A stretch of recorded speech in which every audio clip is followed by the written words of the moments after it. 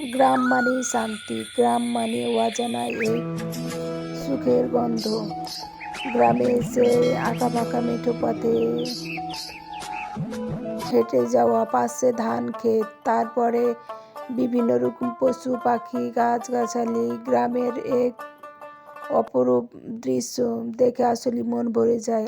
আর সেখান দিয়ে হেঁটে গেলে অন্যরকম একটা শান্তি পাওয়া যায়।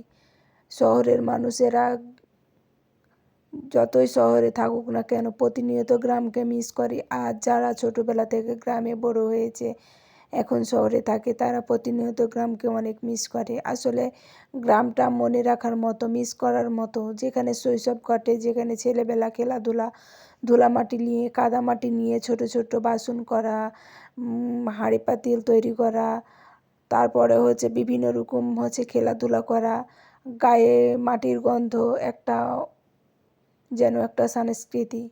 তো এখানে আমি মাটির চুলায় আজকে রান্না করব মুরগির মাংস দেশি আলু দিয়ে, আর হচ্ছে ভাত রান্না করব। তো মাটির চুলায় রান্না করার মাংসের স্বাদই অন্যরকম। যারা শহরে থাকে মাটির চুলার রান্নাকে অনেক মিস করে। আর মাটির চুলার রান্না দ্বিগুণ গ্যাসের চুলার চাইতে বেশি হয়। গ্রামের মানুষেরা গ্যাস অপচয় কম করে, তারা খড়ি দিয়ে পাতা দিয়ে রান্না করে। তারা অপচয় করতে পছন্দ করে না, তারা সব সময় পরিশ্রম করে যায় যাতে 2 টাকা উন্নতি হবে, যাতে 2 টাকা সংসারে বিপদের সময় কাজে লাগাতে পারে।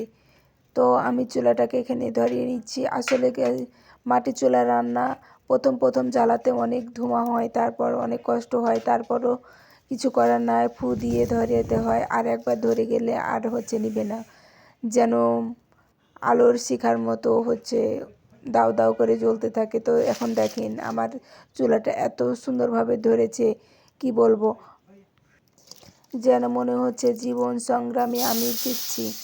দেখেন এখানে আমি পেঁয়াজ আমি কড়াইতে দিয়ে দিচ্ছি, যেন হচ্ছে পেঁয়াজটা ভেজে নিই, তারপর হচ্ছে আমি হচ্ছে মাংসটা কষে নিব। তো মুরগির মাংস পেঁয়াজ প্রথমে ভেজে নিব, তারপর হচ্ছে রান্না করব, তাহলে পেঁয়াজটা হচ্ছে গলে যাবে। তো এখানে আমি পেঁয়াজ আর রসুন হচ্ছে তেল দিয়ে ভেজে নিব। তো এখানে মুরগির মাংসটাকে আমি সব কিছু মশলা দিয়ে রেখেছি, তারপর হচ্ছে মিষ্টি কুমড়া রান্না করবো। আর এখানে হচ্ছে কয়েক টুকরা কাঁচামরিচ দিয়ে দিলাম, এখানে পেঁয়াজটা ভাজছি। হালকা একটা তেল দিয়েছি, কারণ হচ্ছে মুরগির মাংসে অনেকগুলো তেল বের হয়, তখন হচ্ছে অনেক হচ্ছে তেল তেল লাগে। তো আমি মাংসটাকে দিয়ে দিলাম এখন। তো মাংসটাকে নাড়িয়ে চাড়িয়ে ভালোভাবে হচ্ছে কষিয়ে নিব। আর মুরগির মাংস কষিয়ে কষিয়ে রান্না করলে অনেক মজা হয়। আর আমি মুরগির মাংস রান্না করলে আমি ঝোল করি না তেমন একটা, নাহলে হচ্ছে ভালো লাগে না। তো এখানে আমি পানি দিয়ে দিলাম, ঝোলের পানি। এতে আলুটা সিদ্ধ হবে, তারপর মাংসটা সিদ্ধ হবে, তারপর হচ্ছে আমি নামিয়ে নেব। তো এখন আমি ঢাকনা দিয়ে ঢেকে দিব মাংসটা। তো চুলাটা আসলে চারিদিকে হচ্ছে মশলা পড়ে হচ্ছে অনেকটাই নোংরা হয়ে গেছে।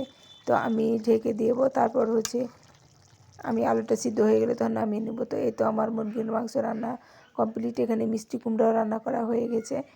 তো আজকে আমাদের মেনু দেশি মুরগির মাংস, আর না দেশি মুরগি না, ব্রয়লার মুরগির মাংস, আর এখানে হচ্ছে মিষ্টি কুমড়া ভাজি।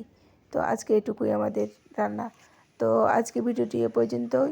সবাই ভালো থাকবেন, সুস্থ থাকবেন, এবং আমার চ্যানেলে নতুন হলে চ্যানেলটি সাবস্ক্রাইব করে আমার পাশে থাকবেন। সবাই আমাদের জন্য দোয়া করবেন। আল্লাহ হাফেজ।